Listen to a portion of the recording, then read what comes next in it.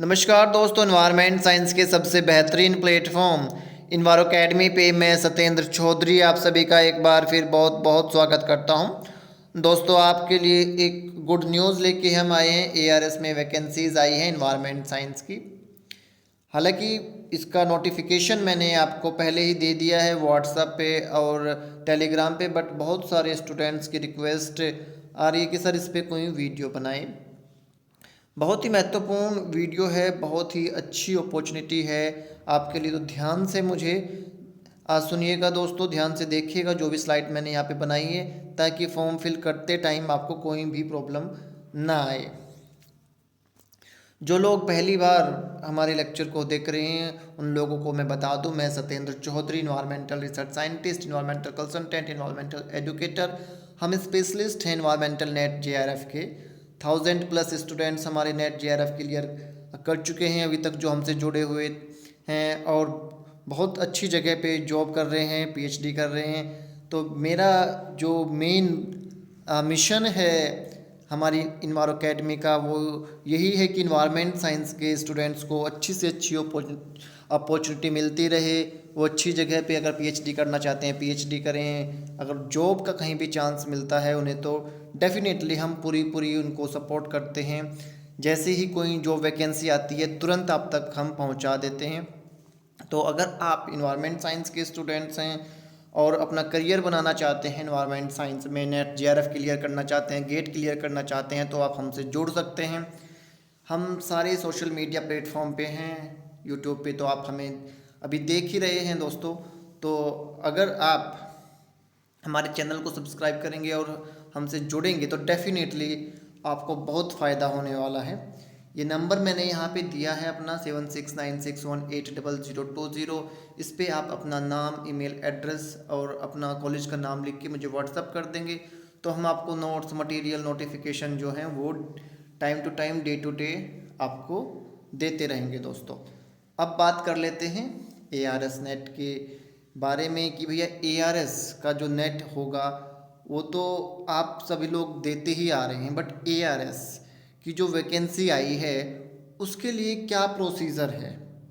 ठीक है, यहाँ पे मेरा मेन फोकस रहेगा केवल एआरएस पे। ठीक है, नेट के लिए मैं यहाँ ज़्यादा बात नहीं करूँगा। तो जैसे मैंने बताया कि अब बहुत ही कम वैकेंसी निकलती हैं, बट बहुत ही अच्छी जॉब है, बहुत ही फाइन वैकेंसी होती हैं, अच्छी आपको रेपुटेड जिसको बोलते हैं वो जॉब है। 4 वैकेंसी आई हैं, 2 अनरिजर्व्ड हैं, एक ओबीसी के लिए और एक एसटी की पोस्ट है। डिटेल आप नोटिफिकेशन में भी देख सकते हैं, मैं जैसे बताया कि आपको पहले ही दे चुका हूँ।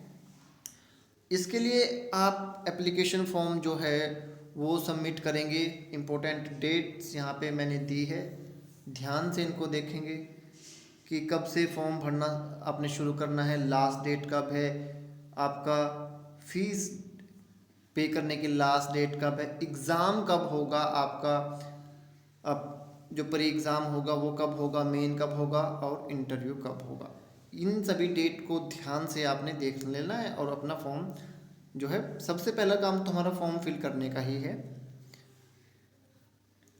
फीस अनरिजर्व्ड कैटेगरी के लिए एआरएस के लिए 500 रुपये है। ठीक है, नेट के लिए आपका 1000 रुपये है, ओबीसी के लिए 500 और एससी एसटी और वोमन के लिए कोई फ़ीस नहीं है एआरएस के लिए, और नेट के लिए 250 रुपये है। तो लड़कियों के लिए तो सबसे अच्छी बात यही है कि उनके लिए कोई फ़ीस ही नहीं है एआरएस की। जो नीचे लाइन लिखी है ध्यान से आपने देखना है कि आपने एआरएस के लिए अप्लाई करना है, एआरएस प्लस नेट के लिए अप्लाई करना है। अगर दोनों के लिए करना है तो जो फीस का ऑप्शन आएगा जब आप ऑनलाइन फॉर्म भर रहे होंगे तो ध्यान से भरना है दोस्तों। आपने ऐसा नहीं है कि आपने केवल अगर आप चाह रहे हैं कि नेट भी दें और एआरएस भी दें, केवल नेट की फ़ीस जमा कर दी या फिर केवल एआरएस की फीस जमा कर दी, अपने अकॉर्डिंग देख लेंगे आप कि ठीक है। तो ध्यान से ऑप्शन सेलेक्ट करना है और ध्यान से फ़ी पे करनी है। हाँ, यहाँ पे आपको थोड़ा सा और डिटेल में मैं बताऊंगा कि भैया 3 एग्ज़ाम होंगे। पहला आपका मेन एग्ज़ाम से पहले स्क्रीनिंग एग्ज़ाम होगा। ठीक है, प्रीलिमिनरी एग्ज़ाम बोलेंगे हम उसको, ये ऑब्जेक्टिव टाइप होगा। 150 मार्क्स का ये क्वेश्चन पेपर आएगा और 2 घंटे के लिए एग्ज़ाम होगा। दूसरा मेन एग्ज़ाम, प्रीलिमिनरी दे दिया, क्वालिफाई कर लिया, उसके बाद मेन एग्ज़ाम की तरफ आप बढ़ेंगे। मेन एग्ज़ाम देंगे, 240 नंबर का पेपर होगा 3 घंटे के लिए। इसके बाद में ये भी क्वालिफाई कर लिया आपने तो आपको इंटरव्यू के लिए बुलाया जाएगा, ठीक है, 60 नंबर का। तो सिंपली उसके बाद में आपकी मेरिट बनेगी। यहाँ पे एक ही चीज़ इम्पोर्टेंट है कि भैया अगर आप प्रीलिमिनरी को क्वालिफाई कर लेते हो तो ही आपको अधिकार होगा कि आप आगे जाओगे। मेरिट बनेगी क्या, उसके बाद में आपका सिलेक्शन होगा या नहीं होगा, वो तो बहुत दूर की बात है। सबसे पहला चीज़ यही आएगी कि आपने जो आपका प्रीलिमिनरी एग्ज़ाम है उसको क्वालिफाई करना है। अब बात करेंगे सबसे पहले आपका प्रीलिमिनरी एग्ज़ाम के लिए ही। जैसे मैंने बताया एक पेपर होगा, 150 नंबर का होगा और इसमें आपको 2 घंटे का टाइम मिलेगा। जो भी सब्जेक्ट आप सेलेक्ट करेंगे उस अपना इन्वायरमेंट साइंस ही है, वैसे तो हमारा इन्वायरमेंट साइंस ही में सेलेक्ट करना है, वो सिलेक्ट करेंगे, हम एग्ज़ाम देंगे। इस चीज़ का ध्यान रखेंगे कि भैया नेगेटिव मार्किंग है। सबसे इम्पोर्टेंट चीज़ यही है कि भाई नेगेटिव मार्किंग है। बहुत सारे बच्चों को ये भी एक क्वेश्चन रहता है, सर माध्यम क्या रहेगा, मीडियम क्या रहेगा। ये सबसे ज़्यादा मैंने देखा है। अब जेएसओ का जो एग्ज़ाम आया था उसमें बहुत सारे स्टूडेंट्स कि सर इंग्लिश में आएगा कि हिंदी में आएगा, इंग्लिश में आएगा कि हिंदी में आएगा पेपर। तो इन्होंने कहा कि भैया इंग्लिश और हिंदी दोनों लैंग्वेज में आपका पेपर होगा, ठीक है, इंग्लिश और हिंदी दोनों लैंग्वेज में आपका पेपर होगा। तो आई थिंक इतनी इन्फॉर्मेशन आपके लिए सफिशिएंट है। यहाँ पे नोटिफिकेशन मैं आपको सेंड कर ही चुका हूँ।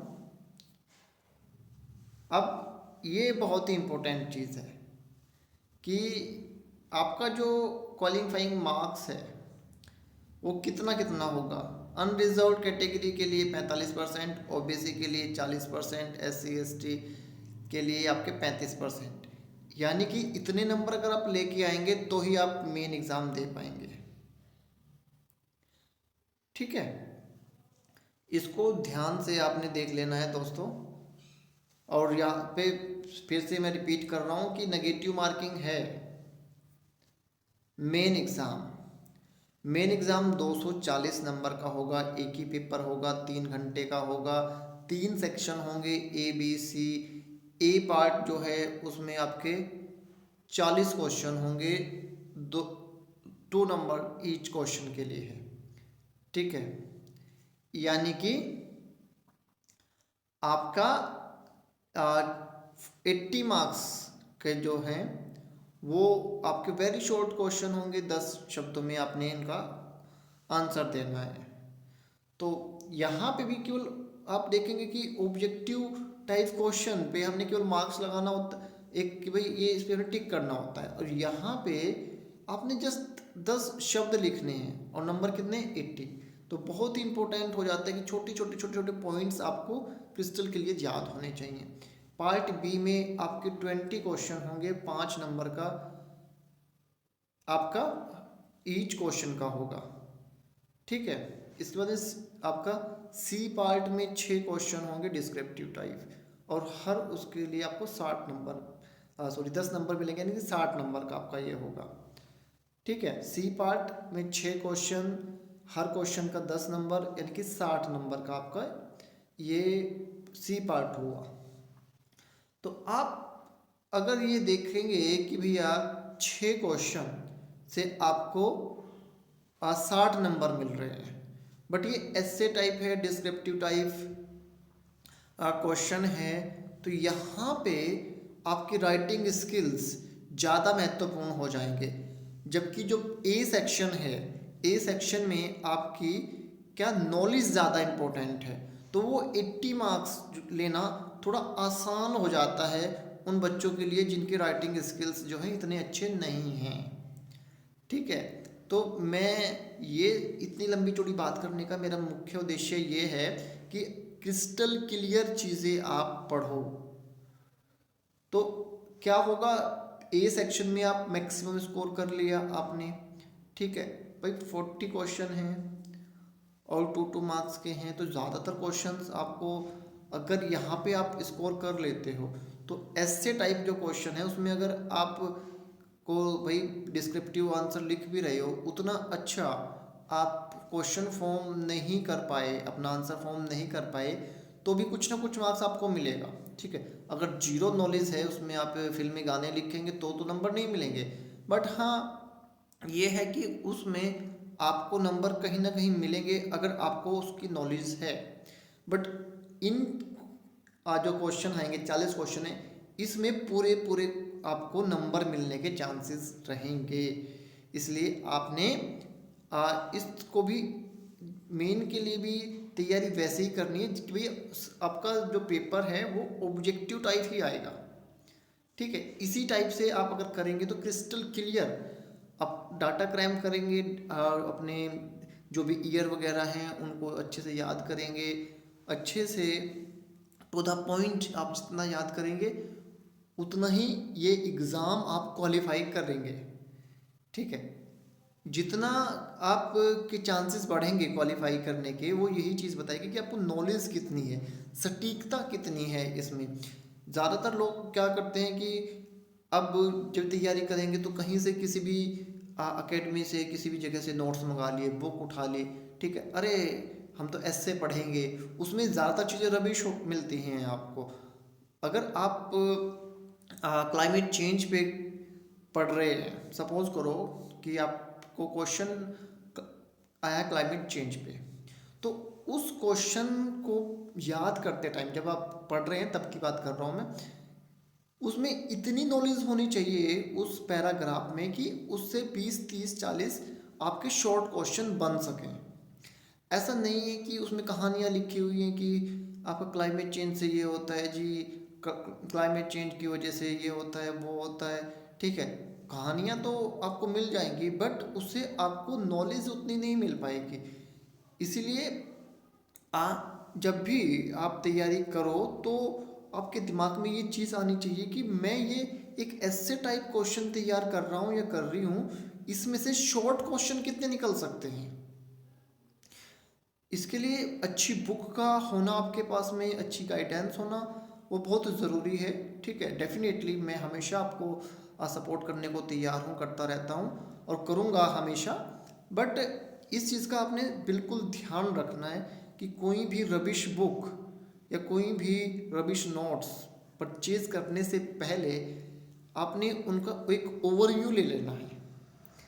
ठीक है, ऐसा मत करना कि भैया अब बहुत सारे बच्चे एकदम से कोई भी बुक खरीद लेंगे और ख़रीदने के बाद में या कहीं भी से भी कोचिंग से नोट्स मंगा लेंगे, पढ़ेंगे, वो यही बोलेगा कि भाई मेन में तो भाई ऐसे आता है, मेन में तो ऐसे आता है। ठीक है, ये क्वेश्चन तो बनाना ही है, ये तो लिखना ही है, वो ऐसा बिल्कुल नहीं होता है। अगर आपके पास में 10 अच्छे पॉइंट हैं तो उन 10 अच्छे पॉइंट्स को अरेंज करके आप ऐसे टाइप आंसर बना सकते हैं। बट अगर आपने 10 पेज का एक ऐसे टाइप आपको पढ़ लिया और उसमें से आप 10 अच्छे शॉर्ट क्वेश्चन नहीं बना पाए तो वो 10 पेज रबिश हैं, बेकार है। अकॉर्डिंग टू मी मेरा यही रहता है कि आप पॉइंट टू पॉइंट पढ़ो, 10 अच्छे पॉइंट पढ़ के उनको सिक्वेंस से बना के आप एक अच्छा आंसर फॉर्म कर सकते हो। तो दोस्तों बाकी चीज़ें तो आपको पता ही है, समझदार हैं, आप मास्टर कर चुके हैं। जैसे ही आप ये चीज़ कर लोगे, मिनिमम क्वालिफाइंग मार्क्स जो है वो अचीव कर लोगे तो आपको इंटरव्यू के लिए बुलाया जाएगा।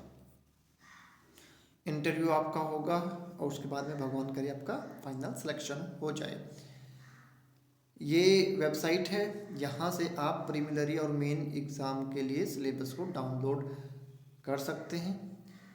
इतनी डिटेल में मैंने आपको मेन एग्ज़ाम के बारे में या पढ़ने के बारे में इसलिए बताया है बिकॉज़ जिस टाइप से मैक्सिमम अभी JSO लगेंगे हमारे से एसोसिएटेड लोग, वैसे ही मैं ये चाहता हूँ कि 4 वैकेंसी में से 4 की 4 हमें मिलनी चाहिए, ठीक है, तब फायदा है। तो दोस्तों लगातार सीखते रहिए, मुस्कुराते रहिए, पढ़ते रहिए, अपना सिलेबस को डाउनलोड करो। अगर कुछ भी डाउट है आपको इस चीज़ पे तो डेफिनेटली आप मुझसे पूछ सकते हैं। मैं हमेशा आपके सपोर्ट करने के लिए आपके साथ में खड़ा हूँ। Thank you.